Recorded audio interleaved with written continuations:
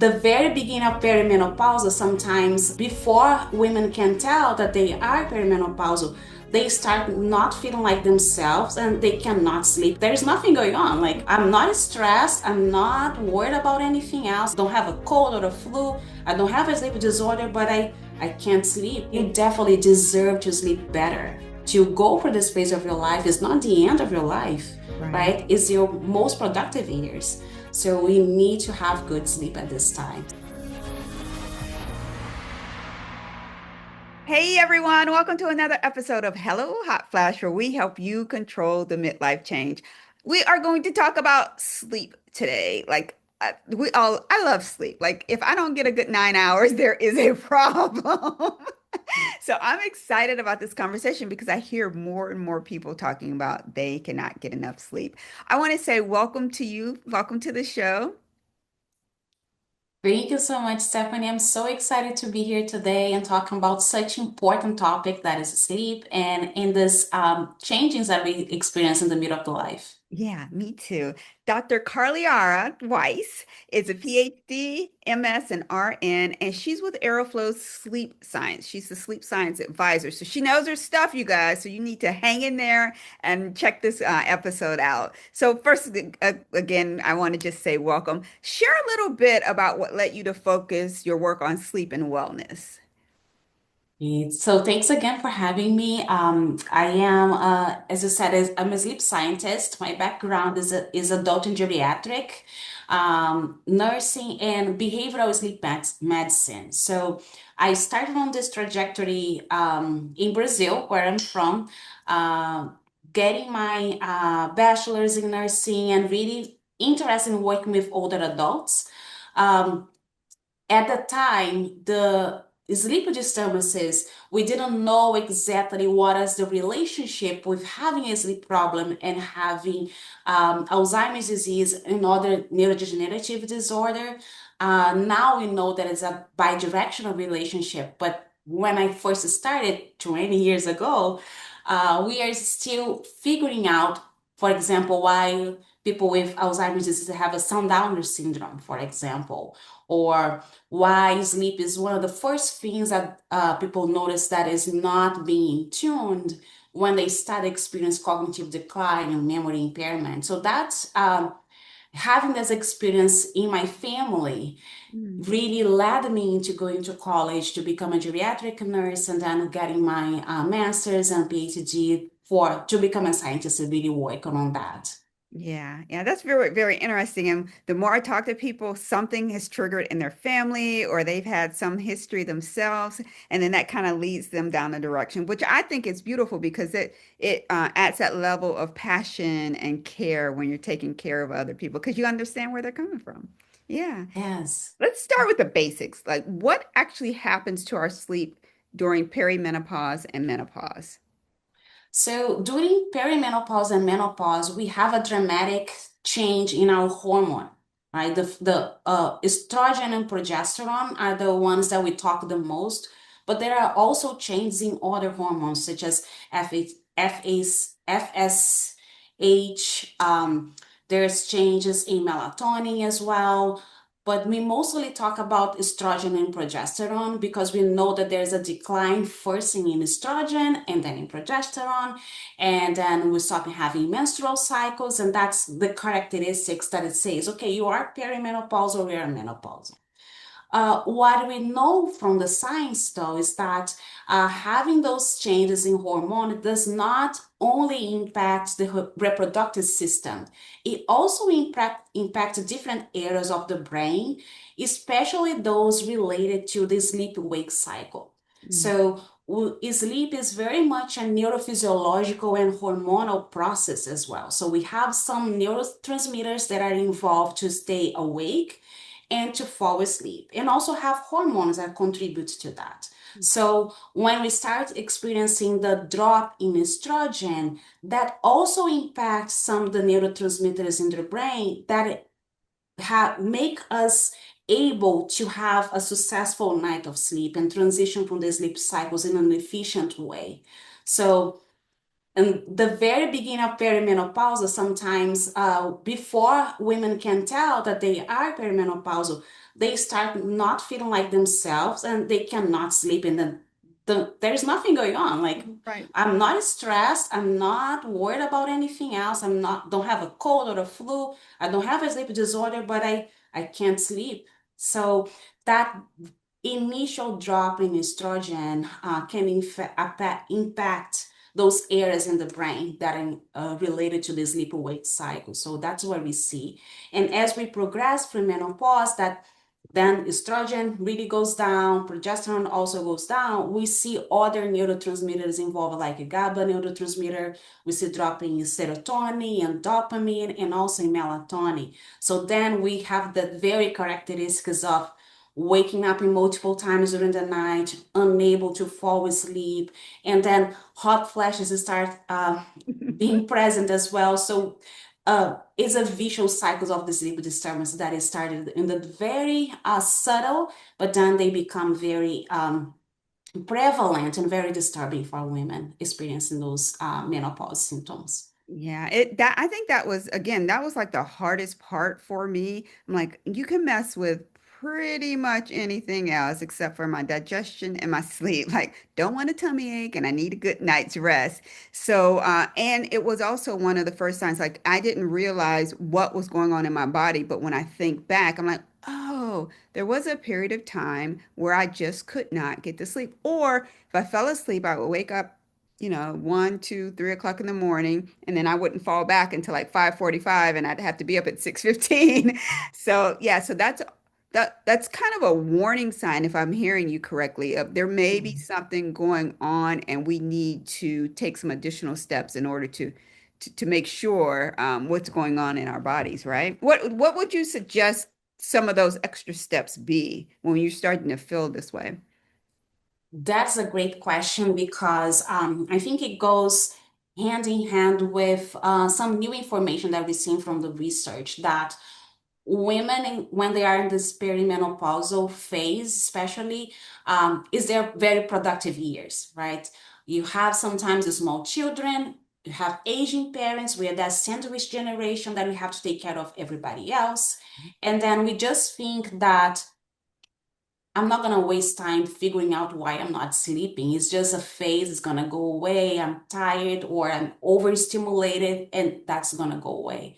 So that is the tipping point where we start noticing, okay, if I take action now and be proactive in identifying what's going on, I can have a better quality of life because then I'll regulate my hormones, I'll have better metabolic function, better immune function. I will protect my brain also for later life. So I would definitely recommend if you are listening to this podcast and you are on that phase that you don't know exactly what's going on, go talk to your primary provider, with your gynecologist and a sleep professional as well, so we can get this like multitask assessment to see, okay, maybe you don't have a significant drop in estrogen yet. It's only other hormones that are being impacted, but we can start putting you in a better position to fall asleep better and regulate those hormones as we go. Yeah, I think you said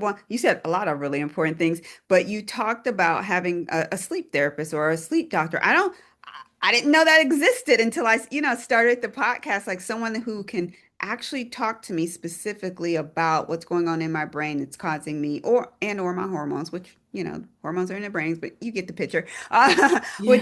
could actually cause me not to sleep at night. So that's really, really important. How do we find, like in our community? So I live in a small town. Are there like, working with you, is there some online opportunities? How do women find someone like that?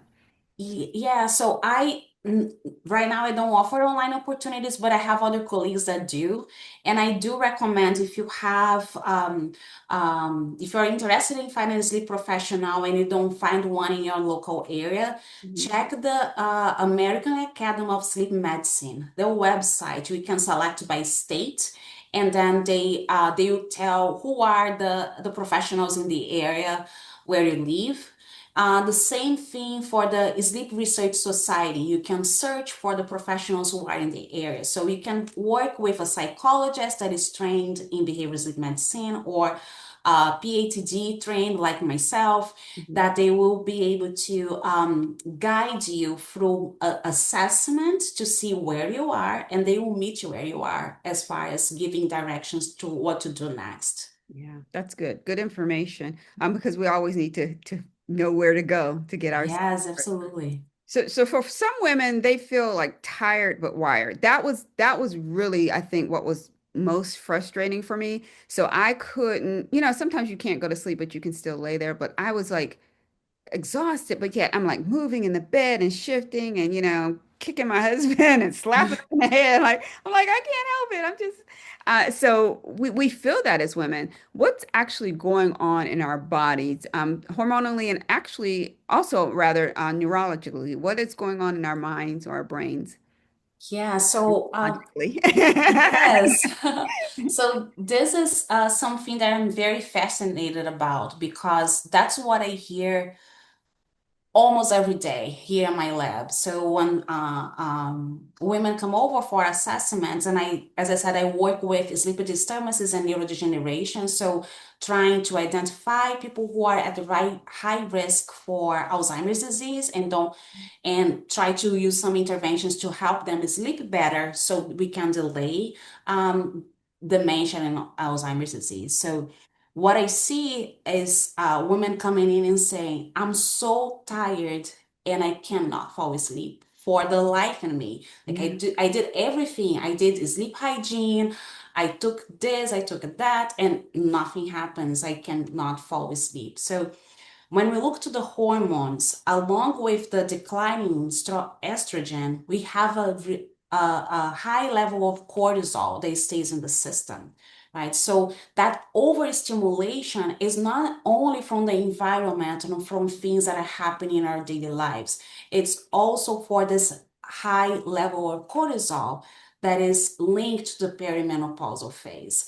And then having that overstimulation that is hormonal, right, makes it difficult to fall asleep because cortisol is the first one enemy of melatonin. Okay. Right? If you have too much cortisol in your system, you're not naturally producing enough melatonin to signal to the whole body and to the brain that it's time to start shutting down and falling asleep. So you have those competing factors. You have fatigue and daytime sleepiness because you build those up through the day. So physically, your body is ready to fall asleep, but your hormones are really not helping you to do that switch for a nighttime and a sleep mode. So in the past, I would say in the past 5 years, we have more research to understand those things and look at the areas of the brain that are more affected, and also trying to look at sleep behavioral medicine and how we can help people sleep better. But up to before those times, like I was saying, like my grandmother, when she was going through menopause, it was, it is what it is, right? Like, oh, that's the phase of your life. You're gonna wait it out, like a few years is gonna go away. But hopefully now we have more information to say, okay, this is a project, this is estrogen decline, is a cortisol rise. Those are the interventions we can do to manage this. Tell the audience, and most of them probably know what cortisol is, our stress Mhm. hormone, but tell them about a little bit about cortisol and a little bit about melatonin, like how they're working together or working against each other in this case. Yeah, so cortisol is a stress hormone, right? And we say stress not in a negative way. Cortisol really helps some important metabolic functions during the day. So it helps us stay awake, helps us stay functioning, helps, for example, with regulating for blood pressure, is stay in a stable level. If you have the adequate amount of cortisol. So it's a stress hormone, but it's not something always negative. So we need to have this kind of like a seesaw that Yeah. we have cortisol on one side and melatonin the other side. What it would be ideal is that we start the day with cortisol going up and kind of waking up all the systems in our body, in our brain. So now we are awake, we are function during the day. And then melatonin, that we often call a sleep hormone, it's a signal that it's time to start closing shop, right? When you start having melatonin in your system, it's usually a couple hours before we go to bed, and it's connected to the darkness in our environment. So circulating melatonin is starting telling them like, okay, we have enough cortisol. We were awake for 10 hours, 16 hours. It's time to slow down now. So melatonin start going around telling to close shop, and it's time to fall asleep. So this interplay between cortisol and melatonin is very important, is very healthy, right? We need to have those things going up and down during the day in a similar way that we see estrogen and progesterone, right? We need to have a cycle of those to stay in good reproductive health, and even for perimenopause and menopause as well. So the difference that the cycle for estrogen and progesterone is much longer than the 24 hours that we have for cortisol and melatonin, but it's the same mentality that we need to have a healthy relationship between them. The sleep disturbances happen when we have disproportional more cortisol, Okay. and then we have difficulty falling asleep and staying asleep. Yeah. This stuff always fascinates me. It is. It's like God made us so cool. Like there's so many intricacies in Yeah. our bodies and how they work together. And just like you said, a 24-hour phase versus a more long-term phase. But yet yeah, this always fascinates me. I love it. So you Mhm. hinted at the link between mental health and sleep. So you talked about Alzheimer's, depression, Alzheimer's. What other things can be triggered by this lack of sleep or your inability to rest? Yeah, so that's another very important question that we see. For example, thinking about a woman that is perimenopausal or menopausal, right? Mhm. What the symptoms we observe in them? Like they have difficulty sleeping, they have hot flashes, some of them night sweat, some of them have during the day, right? My mother and other women in my family, they would be um, working, and then all of a sudden they are sweating, they are flushing. So those things, those are all related to hormone regulation and have a deep connection to sleep as well. So we need to think about how the hormones impact the brain, Mm, right? And then the sleep is deeply connected to that. By having a decline in estrogen and progesterone, as I said in the beginning, it affects certain areas of the brain that are related to a sleep-wake cycle. And what are the consequences of that? Like the consequences are, first of all, irritability for not sleeping well, mood swings that we observe because we're not sleeping well, and because the hormones, estrogen and progesterone, we will later impact serotonin and dopamine as well. mm, So you're not sleeping well because of lower estrogen, but it also have low dopamine and serotonin that it takes your enjoyment away and gives more irritability, have higher cortisol that keeps wired, and then also there's some newer studies looking at how thyroid function and also other metabolic aspects are impacted by those. And then you start observing weight gain, higher risk for diabetes, and this another symptom that is very common is that stiffness for the body. So like the muscle stiffness, like all of a sudden I have pain and I cannot sleep because I'm in pain. And it's not arthritis, it's not, I didn't fall, I didn't break anything, but it just feels stiff and uncomfortable. So with that, also can affect the muscles in our neck. And then all of a sudden they start snoring, even if you didn't gain weight, more likely to have obstructive sleep apnea, with even, as I said, without being a heavy person or a heavy snorter, and more impact to the brain, right? Like less oxygen coming to the brain, and over time, more likely to have a stroke, for example, or more likely to have dementia because we not having enough oxygen to the brain and not having enough opportunity for the brain to clean out all the toxins that we accumulate during the day that we only clean that out through sleeping. Mm. So Wow. it's a really interesting how this vicious cycle that it starts with just one single drop in estrogen that impact sleep locally in the brain and start disseminating for the rest of the body and have severe consequences for the entire livelihood of that person. Yeah. Some people think it's just sleep, but it is not just sleep at all. Like you even so I will every once in a while interview someone or read something about traditional Chinese medicine. And I don't know if you're familiar with it or not, but even like different times during the night, I think it's 1 p.m. to 3 p.m. where your liver is working, but you need to rest in order for it to work. So sleep is so important. And like I said, I don't like to be robbed of my sleep. It's so quick story. My mom said when I was little, she wouldn't let anyone in the house talk because she wanted me to sleep. And now I'm 56 years old now, and there is a rule like no one talk, move, or breathe. After sleep, you can do what you want to do. But it's so weird. It's still like stuck on me. So sleep's a thing for me, and I have an issue when someone interrupts my sleep. Yes. I'm actually working on building this community, and through all, it's called The Change, and throughout not only that, but conversations I've had with other women, sometimes people will say, "I'll sleep, when I die," or "I'll get my sleep whenever." I don't think it's that important. How do you think that women should start viewing sleep as more of an act of strength versus a weakness? I love that question. And I hear that a lot too. Like I was sleeping, I die. And I usually say, you're gonna die faster if you don't sleep.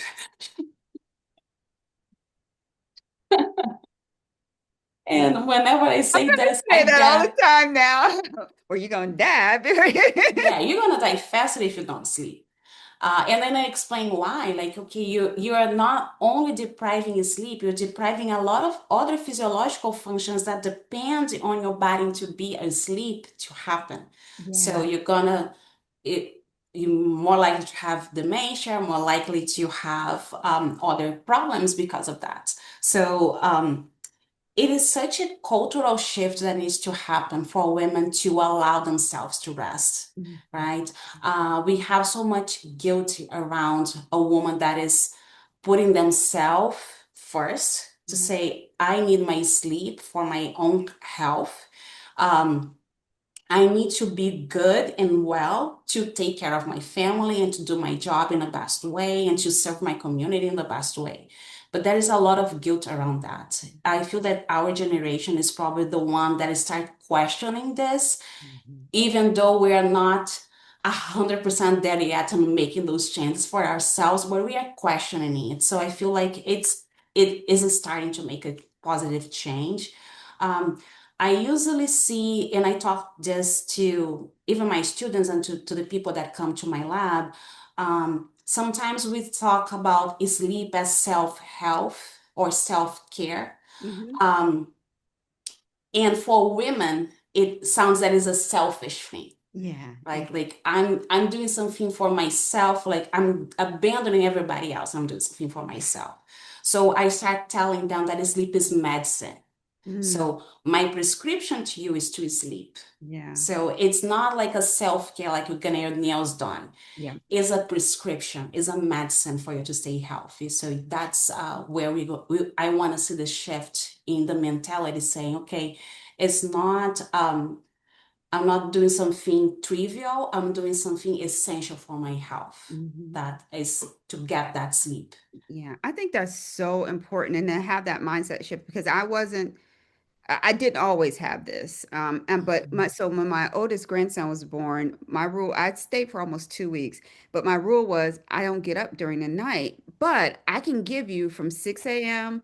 to 10 p.m. I can give you a full hard day, but just let me sleep at night because my body needed to recover.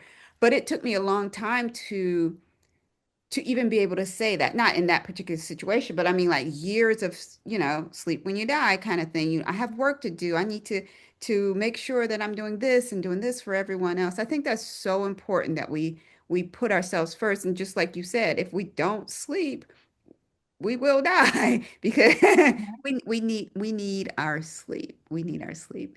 Talk about some top evidence-based strategies for better sleep. So we know, screens off, we know room temperature. Give us some more juicy stuff. Okay, so and I was thinking about this and really bring this to a menopausal perspective or perimenopausal perspective, because then we have all those intricacies that happens for somebody that is going through this phase of their life that if I tell you, oh, don't check your phone, your screen, maybe that's not enough, right? We need something to go a step further for that. Right. So I would say um, consistency will be a key to achieve good sleep. And consistent means going to bed at the same time, waking up at the same time. Um, that will help the biological clock understand very clearly when it's nighttime and when it's daytime. And that seesaw that we're talking about, cortisol and melatonin, the Right. more stable we are with our routine, the more likely our body is going to make an effort to regulate that seesaw of the hormones by having a stable schedule, So the right? body can like reset itself basically to be more in line with this schedule that you're giving it. Yes, so that we can do. And to help that happen, for example, now it's starting at the fall when it gets darker earlier, and also when we wake up in the morning, it's still dark outside. So I really highly recommend using increase the exposure to light when you wake up in the morning, because that helps shutting down whatever melatonin you have left in your system, Mhm. but also helps regulating your biological clock is going to be okay. Every day at 7 a.m., we are making the shift here. So I need to be prepared for the shift. Mhm. So let me start shutting down melatonin at 6:30 and start producing cortisol at that time too to start being ready for my day.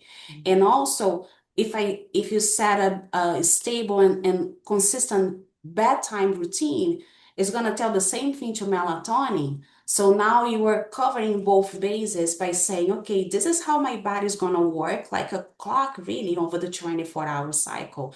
I'm gonna start being consistent to help my biology and my physiology to follow that pattern as well. Yeah. That so, we here go to bed at the same time, wake up at the same time. But the way you just explained it, I had never heard of that before, nor thought to make that correlation between that. So that in and of itself is really powerful.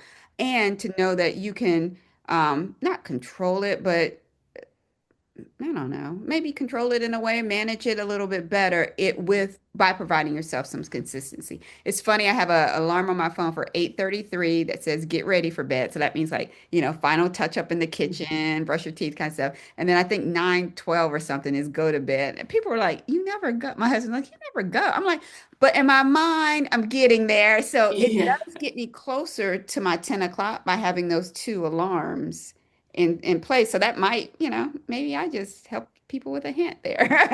Yeah. Set So alarm on your phone.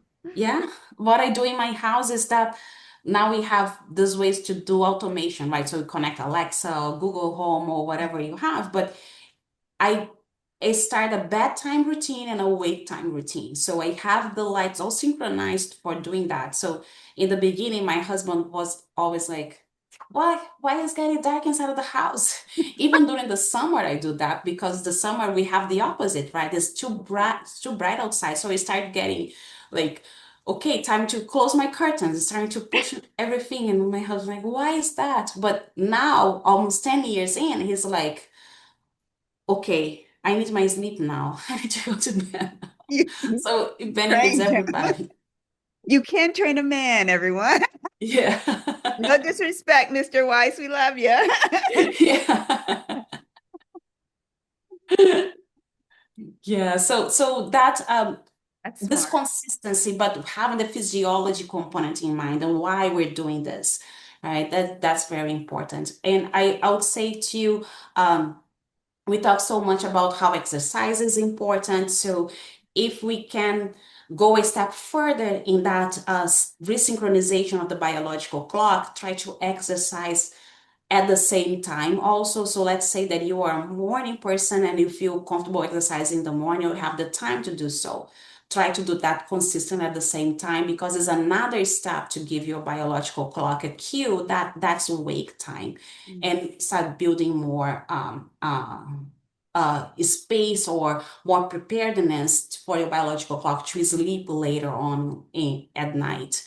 Mhm. But now also we have a lot of complaints when people come to my office or to my lab that say, okay, I wake up in the middle of the night and I cannot fall back asleep again. And we know that this is something that happens during perimenopause, but and then it doesn't matter if you are not looking at your screen, right? Because you really have to get up to use the bathroom. That is another symptom that Yeah. happens for perimenopause. And what do you do then? So my suggestion for this time is really be mindful of the cortisol, right? If you start overthinking and overstimulating yourself that you're not falling asleep at that time, then your cortisol is going to take over. And then really is going to be very difficult to fall asleep. What I make like to have people remember is that when you wake up at that time, use the restroom. Try not to turn all the lights because that's also shuts down melatonin. Have enough light that you're not gonna trip and fall, but not to wake you up when you go to the bathroom. Um, and then you come back, have a go-to relaxation practice. So it could be a meditation that you're gonna do, it can be a breathing exercise that you're gonna do, or it can be a prayer or meditation that you're gonna do. But you know that you have that handy, even if it's not only in your brain, but you remember, like, you're not gonna need to toss and turn. I'm gonna go to this space in my brain or to this meditation that I can do that is gonna help me relax again so I can fall back asleep. And Mhm. if you do that consistently, that's really gonna help you in the long term to fall back asleep again. And I think that's key keeps coming up of being consistent, and that's when we start to see some differences. I know a lot of people may assume, I have to take some medicine or I have to do something else to fall asleep. Are there natural ways? For me, I used to use oh my goodness, lavender, like just on Mhm. on my wrist, every once in a while, once or twice a week, and that helped me. Like, are there natural ways that we can fall asleep if we're just really, really struggling? Yes, there are natural ways that we can do that, fall asleep. And one natural way that we can do that is taking a warm shower or a bath. Okay. It's part of your bedtime routine, Mm-hmm. right? And that sounds counterproductive because like I'm sweating, I'm having hot flashes, I'm gonna take a cold shower. Actually, you should still go for a warmer because, or even start with a cold and then have the water warmer towards the end. That helps lower the body temperature. Mm-hmm. And we need low body temperature to fall asleep and stay asleep, Okay. right? This is one of the physiological cues that our body has to say, okay, it's time to sleep now. So having that, and you can add lavender, like you're saying. Sometimes having a lavender on an oil or a lotion that you can do a massage helps with that stiffness as well. So this is a natural way that we can use to help falling asleep at night. Yeah. This has been great. This is some really, really good information. Talk to us a little bit about Aeroflow. Like, what is the company about, and how can people learn more about that? Yeah, so Airflow, I started working with them in 2022 as a sleep consultant and as a company that looks at providing people with supplies for obstructive sleep apnea. That is the main goal for the company, but also has a strong component of sleep education. And that's where I collaborate with them. So over the years, we've been very fortunate to help people understand more about sleep and why it's important for health and wellness. And just in the past 2 years or 3 years, we've been doing consistently assessments with surveys and looking at the trends of what people are doing to help them sleep better, Mm. right? And try to address those questions that people have about how to sleep better. So most recently now we have this survey that came out with lots of people, actually like 81% of the people who were interviewed by this survey have sleep problems, but only 50% or even less than 50% are actually going to a sleep physician or a sleep practitioner to get treatment. They are going to social media and Oh, following whatever is on TikTok or Instagram to help them sleep better. yeah. And of course, that is a problem, right? Because there's no one size fits all. So when we go for social media, we are not really addressing the real cause of your sleep problem. You're just addressing one of the symptoms, and maybe that sleep cocktail that you saw on Facebook or that mouth tape that you saw on TikTok is not the right fit for you, Mm. right? And there's no scientific evidence that those things help, anyways. So we work a lot with bringing awareness of why sleep is important. And as I said, this most recent survey, I was very, um, I would say, amazed by the data that shows that men aged 45 to 60 are the ones asking for more help with their sleep. That is crazy. Crazy, right? So Huh. me being a scientist, I started investigating more about this with other studies. And what I see is that that age is perimenopause and menopause.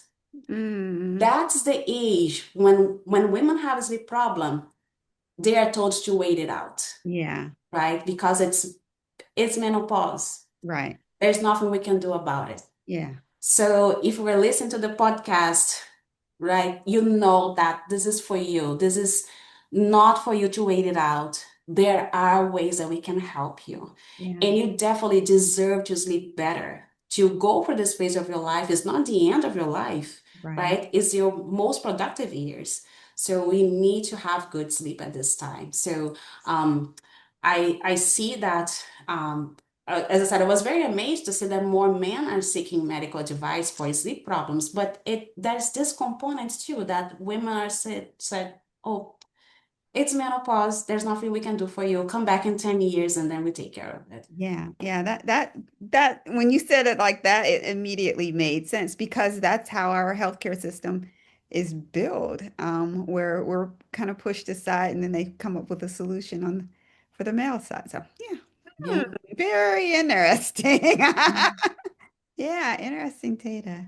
Dr. Weiss, if you could go back and give your 25-year-old self one piece of advice, what would that be? Oh, yeah. So if I could go back to my 25-year-old self, so that was me 2 years after college, Uh-huh. right? I was working night shifts, Oh, getting my master's during the day, working night shifts. So if I could go back to myself at 25 years old, I would say it'll be worth it. hmm. Um, it's gonna work. And everything that you're thinking now that it should not be happening, like it makes sense and you should be an advocate for that change, Yeah. right? Um, I had to go through that phase of my life and I was not getting enough sleep and I saw the consequences on myself, but I really need to go through that phase. I knew that was something temporary when I was getting my master's, for example. Um, I would say it shouldn't be like that for everybody, but we know that that's reality for many of us. Yeah.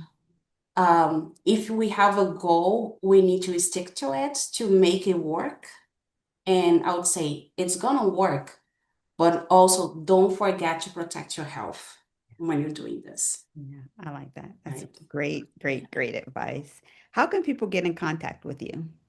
So I am on social media. just talking about social media, right? But I am on social media with Dr. Weiss Sleep Education. That's my handle. And I work with Airflow. So we have Airflow has a blog where we have content being put monthly, and there is a library of other things that people can access that is content that is scientifically reviewed. So if you're looking for a source of information about the sleep disturbances, that is a good place to go also to get reliable information that is medically reviewed. And as I said, I'm on Instagram with my profile. You're not gonna see dances. You're not gonna see. I don't do that type of stuff. I really go to, okay, this is what's going on in the science world. Yeah. How can we bring this so everybody can understand the scientific paper in a way that makes sense for them, it resonates to them, that they can use for daily lives? That's what I'm doing there. I love that. Yeah, I do not do the dance. I think one time, I never did a dance on social media, but one time I'm like, okay, I'm gonna just follow the crowd. And that lasted like for 45 seconds. I'm like, I'm not doing that. Yeah. Yeah, like sometimes I put a music on as a background for a Yeah. video. I'm like, I'm not dancing. I'm sorry. I'm 43. I'm not gonna do a dance for this. Let's talk seriously about something, but let's break it down in a way that everybody can understand it. And I respect that. And there's plenty of us who value that as well. Nothing wrong with you TikTok dancers. We just saying it don't work for us. Yes, yes, not saying anything bad about them. If they work for other people, great. For us, no. Like if you don't work for you, you're my people. So Yeah. Dr. Weiss, it's been so much fun talking with you today. I love when I learn something, and I learned something today. So that's always awesome. um, Thank you so much for being a guest. thank you so much, Stephanie. It was a pleasure talking to you, and congratulations on your podcast. This is so Oh, exciting. thanks so much. Everyone, thank you guys so much for listening to Hello Hot Flash, where we help you control the midlife change. Make sure to check out the show notes, which includes links to the subjects that we covered today. Everyone, here's to your health. Many women hit midlife and suddenly nothing works the way it used to, especially our metabolism. It changes fast, and a lot of programs totally ignore that change. Reverse Health, they're different. It's a science based program created specifically for women over 40, women who are perimenopausal or postmenopausal, women whose bodies, hormones, and schedules have changed. When you join Reverse Health, you get a personalized plan built around what works now. Smart movement like wall Pilates, strategic fasting, hormone balanced meals, and simple tracking to keep everything realistic. And here's what surprises most women. You don't have to wait months to feel a difference. Many women feel a difference on day one. More energy, more clarity. If you're ready for something designed for your midlife body, visit the link in the show notes to learn more about Reverse Health. Your midlife deserves a program built for you.